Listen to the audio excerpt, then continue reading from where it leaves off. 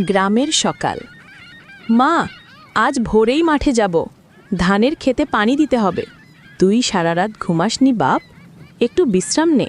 না মা, ধান শুকিয়ে গেলে আমরা কি খাবো? আজ যদি পানি না দিই, কাল ধান মরবে। চোখে জল। তুই অনেক কষ্ট করিস বাপ, আল্লাহ তোর মঙ্গল করুক। মাঠে রহিম ও সালাম।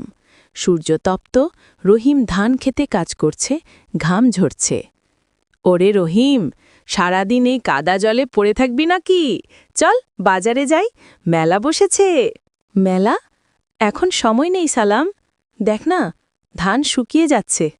তুই শুধু কাজ করিস, মজা কই? জীবনেও একটু হাসবি না? হাসি তো ভালো লাগে, কিন্তু মায়ের ওষুধের টাকা কোথায় পাব, ওটাই ভাবি। সন্ধ্যার সময় ঘরে মা অসুস্থ। মা কাশছে, রহিম ভাত নিয়ে আসে।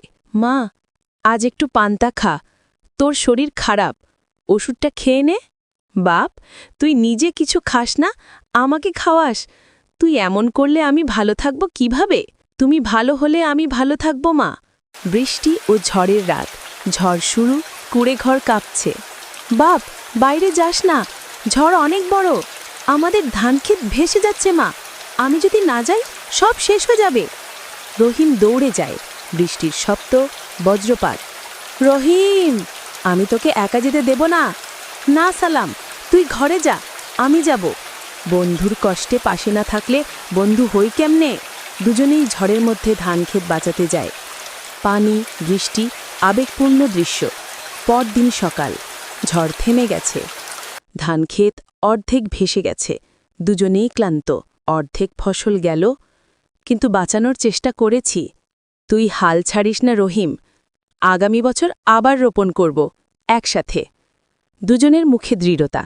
কিছুদিন পর মা সুস্থ, নতুন ফসল। দেখিস বাপ, আল্লাহ পরিশ্রমের ফল দিস।